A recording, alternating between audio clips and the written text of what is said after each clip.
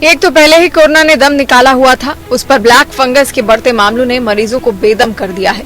सरकारी आंकड़ों के मुताबिक देश भर में ब्लैक फंगस संक्रमण के अब तक 11,717 मामले सामने आ चुके हैं। राजधानी दिल्ली समेत देश के करीब 18 राज्यों में ब्लैक फंगस के मामले सामने आ चुके हैं। इसमें से सबसे ज्यादा मामले गुजरात में पाए गए हैं। गुजरात में अब तक 2,859 मामले पाए गए हैं।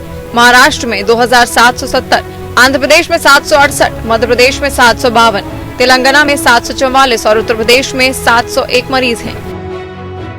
ब्लैक फंगस के बढ़ते मामलों के कारण देश के कई राज्यों में एम्फोटेरिसिन बी दवा की मांग कई गुना बढ़ गई है। ब्लैक फंगस के मरीजों की बढ़ती संख्या के आधार पर केंद्र सरकार अब राज्यों को इसकी दवा आवंटित कर रही है। केंद्रीय रसायन एवं उर्वरक मंत्री सदानंद गौड़ा ने बुधवार को ट्वीट कर बताया कि देश भर में उपचाराधीन मरीजों की संख्या के आधार पर अब तक सभी राज्यों और केंद्र शासित प्रदेशों को एम्फोटेरिसिन बी की 29,250 शीशियां आवंटित की गई हैं। इसके साथ ही केंद्र सरकार ने 5 और कंपनियों को लिपोसोमल एम्फोटेरिसिन बी बनाने का लाइसेंस दे दिया है, लेकिन फिर भी दवा की कमी बरकरार है। अब प्रधानमंत्री नरेंद्र मोदी ने कोरोना वायरस के बाद महामारी का रूप ले चुके ब्लैक फंगस की दवा एम्फोटेरिसिन बी का इंतजाम करने का जिम्मा अपने हाथों में ले लिया है। पीएम मोदी ने अधिकारियों को निर्देश दिया है कि दुनिया के किसी भी कोने में ये दवा मिले तो उसे भारत लाया जाए। इसमें दुनिया भर में मौजूदा भारतीय दूतावासों की मदद ली जा रही है। भारतीय दूतावास अपने अपने देशों में लिपोसोमल एम्फोटेरिसिन बी की खोज कर रहे हैं। अब इन कोशिशों का असर देखने को मिल रहा है। अमेरिका की ग्लियड साइंसेज नाम की कंपनी से मदद मिली है। आपको बता दें कि ये कंपनी भारत को रेमडेसिविर भी उपलब्ध करा रही है। अब ये कंपनी एम्फोटेरिसिन बी भी भारत को उपलब्ध करा रही है। अभी तक इसकी 1,21,000 वायल या शीशियां भारत भेजी जा चुकी हैं। जल्द ही 85,000 वायल और पहुंचने वाली हैं।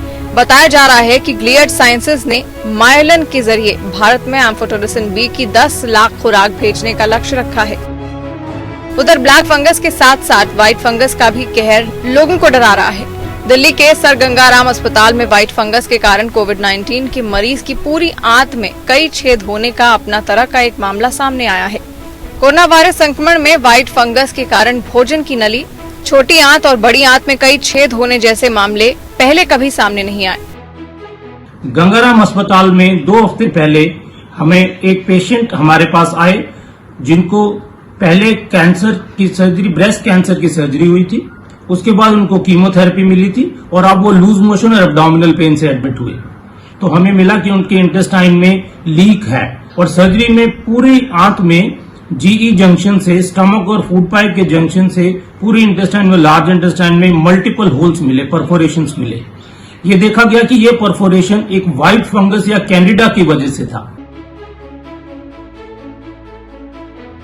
वहीं ब्लैक फंगस, व्हाइट फंगस और येलो फंगस के बाद गुजरात में एक नए किस्म का संक्रमण का मामला सामने आया है। राज्य के वडोदरा में कोरोना रोगियों के साथ ही इस रोग से उबर चुके लोगों में एस्परजिलोसिस फंगस इन्फेक्शन के मामले सामने आए हैं। वडोदरा के 2 सरकारी अस्पतालों में ब्लैक फंगस के 262 रोगियों का इलाज चल रहा है। इसमें से एक अस्पताल में पिछले 1 सप्ताह के दौरान 8 लोगों में एस्परजिलोसिस संक्रमण पाया गया।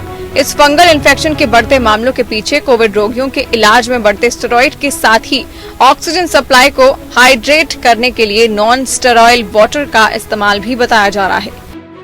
Bureau report.